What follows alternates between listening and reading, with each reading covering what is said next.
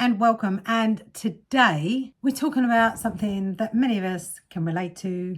It's the tendency to avoid difficult conversations. So let me ask you this. Have you ever felt like it's easier just to stay quiet than to speak up? Maybe there's something that's bothering you, but the thought of it bringing it up to whoever it is makes your stomach churn. So instead you push those feelings down, telling yourself that it's not worth the trouble. Maybe it would just all go away on its own, which is what we all hope.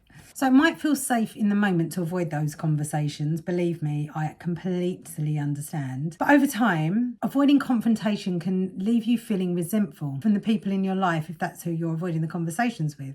And that feeling of holding back can really weigh heavily on you, keeping you from expressing your true self and building an honest relationships that allow for the genuine connection that you're after. But let's just take a closer look at what's really going on here. So avoiding confrontation isn't just about keeping the peace, which is what some of us can think it may be.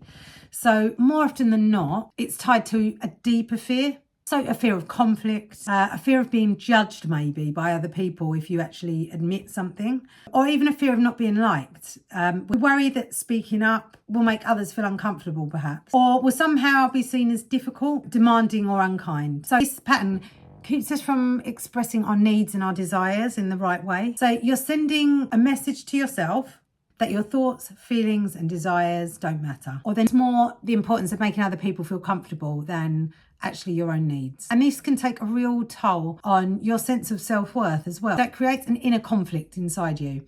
So deep down, you're torn between wanting to honour your feelings and feeling afraid to express them. So with years of experience of helping women find their voice and express their needs, as well as myself, I've learned from facing these conversations isn't about creating conflict. It's actually an act of self-respect. So when you find the courage to speak up, if that's something that you're struggling with, you're telling yourself that your needs matter and that your voice is important and that you deserve to be heard.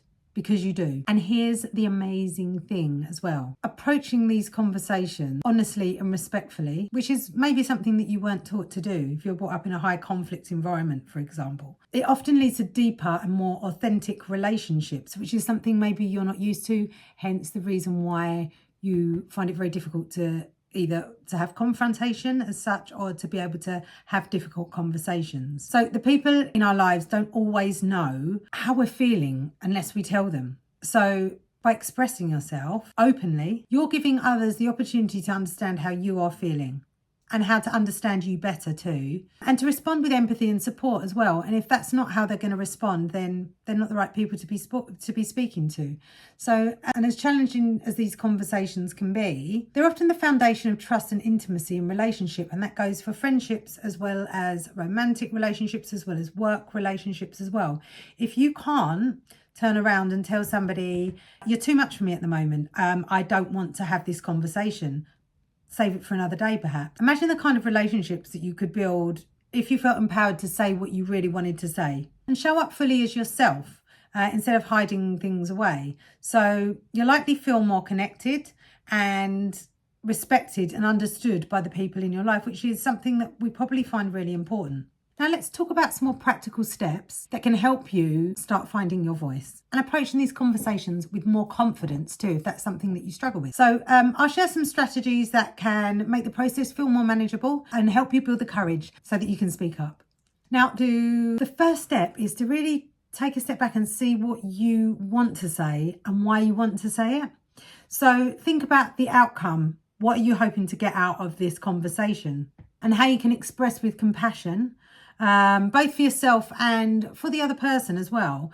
It can be helpful to write down key points that you want to discuss, that you'd like to address, especially if you're feeling nervous as well.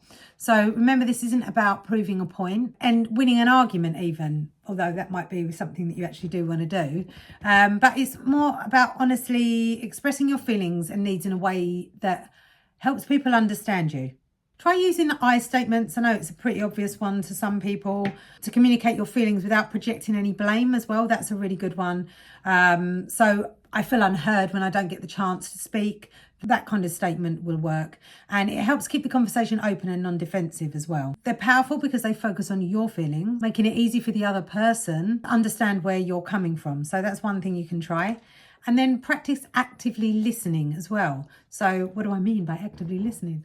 So One of the most important parts of any conversation is listening. So after you've expressed yourself, give the other person a chance to respond and truly listen to what they have to say as well. Sometimes we're just so focused about getting our message across that we forget that the other person has feelings too, and that they might need to convey something that they wish to speak about as well.